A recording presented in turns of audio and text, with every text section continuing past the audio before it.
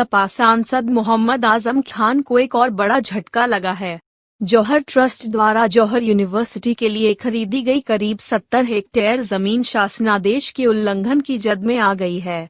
अपर जिलाधिकारी प्रशासन जगदम्बा प्रसाद गुप्ता की कोर्ट ने जौहर विश्वविद्यालय की यह जमीन राज्य सरकार में निहित करने का फैसला सुनाया है। साथ ही एसडीएम सदर को जमीन पर कब्जा लेकर इसे इंदराज कराने का आदेश दिया है। जौहर ट्रस्ट के नाम पर 2005 से लेकर अब तक लगभग 75.005 हेक्टेयर जमीन खरीदी गई थी। उस समय मुलायम सिंह यादव के नेतृत्व वाली समाजवादी सरकार की कैबिनेट के फैसले में जौहर ट्रस्ट द्वारा खरीदी जाने वाली जमीन पर स्टैंप शुल्क से छूट दी गई थी, जिसमें ट्रस्ट के नाम पर जो 70.005 हेक्टेयर जमीन खरीदी गई उसके लिए स्टैंप शुल्क का भुगतान नहीं किया गया था। कैबिनेट से जो प्रस्ताव पास हुआ था उसमें शर्त थी कि ट्रस्ट की ओर से लोग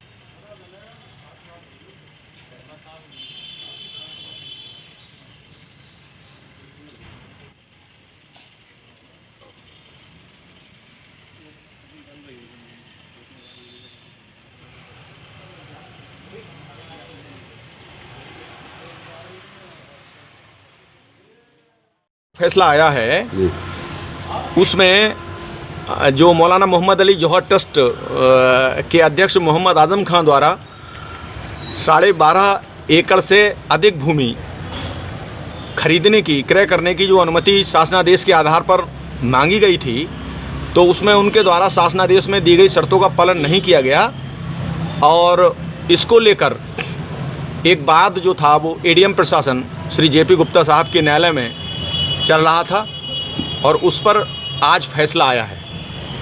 और उसमें चूँकि शासनादेशों का उल्लंघन किया गया जौहर ट्रस्ट के द्वारा, तो जो 12.5 एकड़ लैंड है उसको छोड़कर बाकी 70.005 हेक्टेयर भूमि राज्य सरकार में निहित करने के आदेश अपर जिलाधिकारी महोदय श्री जेपी गुप्ता साहब के कोर्ट से आदेश पारित हुआ है। और उप जिलाधिकारी सदर को ये भी आदेशित किया है कि वो नियमानुसार कब्जा प्राप्त करें और अभिलेखों में अंकन की कार्रवाई करें। कोर्ट का आदेश आया है, उप जिलाधिकारी महोदय को उन्होंने लिखा है। अब आगे जो भी प्रोसेस होगी वो उप जिलाधिकारी महोदय के द्वारा की जाएगी। आपको देखना है वर्तमान में तो यहाँ जो 104-105 राजस्व संहिता के अंतर्गत जो बात चल रहा था उस पर फैसला आया है।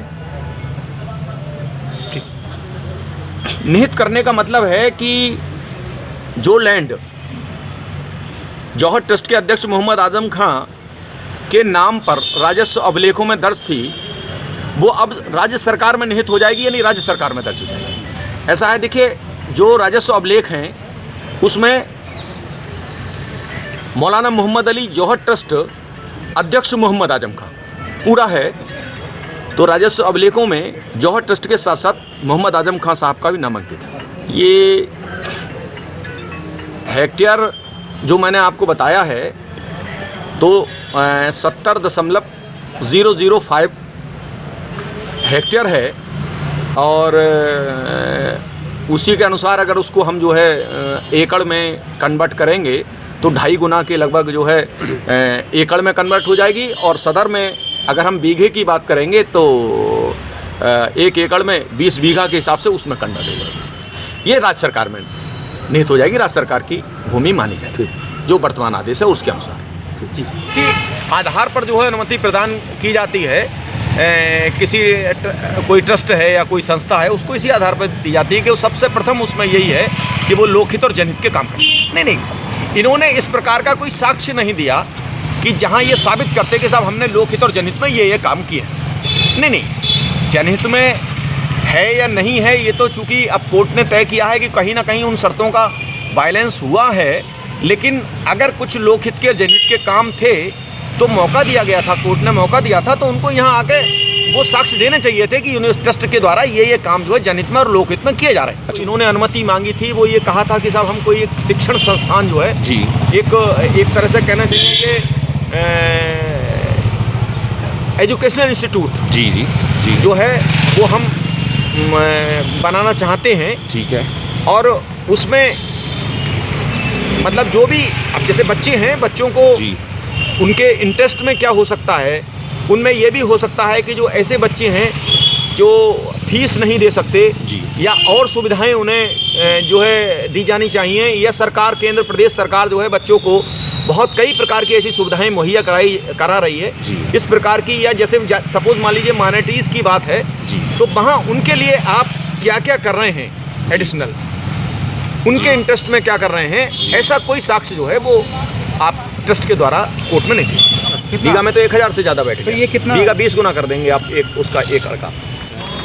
मैं यहाँ जिला शासकीय अधिवक्ता राजस्व के पद पे हूँ, अजय तिवारी।